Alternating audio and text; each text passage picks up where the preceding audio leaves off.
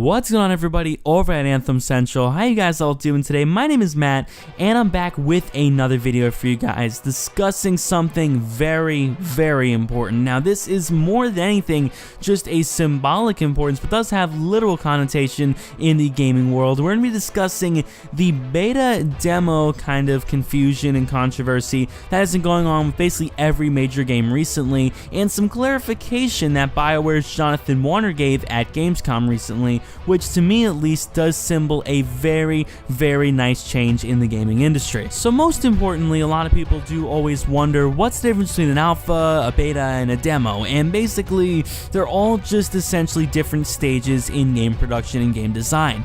Alpha is probably one of the earlier stages where you'll actually be able to play the game. Obviously most of its features won't be enabled, it'll be essentially broken in a large portion of ways really, but essentially this is the earliest build of the actual game you can play and at least get somewhat of a feeling for its existence, if that makes sense. The beta, if you're going off of literal terms, what a beta should be, is a higher up version, something that isn't quite complete but is more than playable, is still fun, and still sort of reflects the game to some extent, but does have a lot of work to go.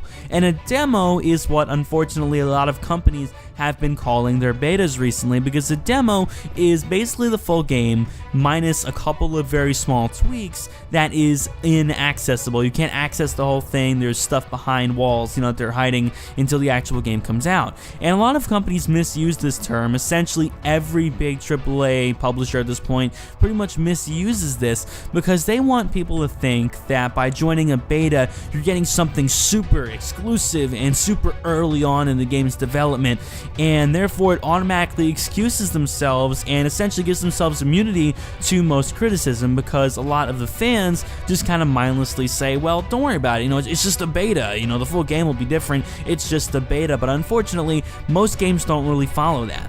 There are very few consistent betas, oh man, I'm tripping over my words, that have been out in recent years. One that stuck out to me was Halo 5, and the beta came out like a year and a half, I think, before the actual game released, which is unheard of in the modern gaming age, because usually betas are released 2-3 months before, and people think they're getting something exclusive and something that's really subject to change, which is very unlikely, because the chances of a total rehaul being done to the game are basically astronomical. What you play during the majority of these betas is what you're getting when the full game comes out, and that's not necessarily true if you go by the actual definition of the word.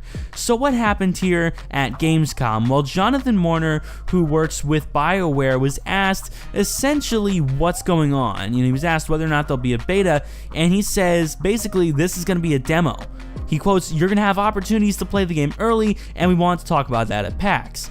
And the interviewer responds and he puts, is this going to be a demo or a beta? What are you calling it? And he puts, basically there's kind of some weirdness in there, and they're going to be testing the game in a closed alpha, and the stuff out to the public is a demo. Now this is very important. A lot of people might not see this as being important, but it is, because by calling a game a beta, you're giving people that are playing it a sense of limited availability. You're giving them the feeling of something special. Even the nature of the word makes it sound like you're getting really secret access to a game. It's the way people naturally feel. People love it. That's why people love to play betas, because they feel like they're getting something special.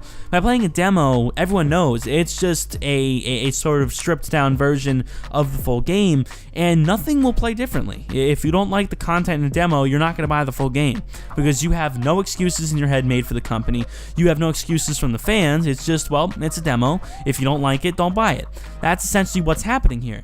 And by calling it a demo, they're putting themselves up to much harsher criticism, because now people know that what they're playing, this is pretty much a sliver of the full game. So if there's any changes to be made and people are turned off because of the way the game is in its current state, there's nothing that they're really going to be able to do about it to save that customer, to save that sale, because normally what you would do is say, wait a minute, man, it's just a beta, don't worry about it. They'll release a statement and say, hey, we'll be making a lot of changes, before the game comes out. That happens a lot from big companies, and they say they'll be adding a bunch of new stuff and this and that during their betas, and people just kind of mindlessly gobble that up, because the word, they just kind of get so hooked on the word that it kind of deludes them from what's really happening. So with that being said, guys, I do want to know what you all have to think about this down below in the comments.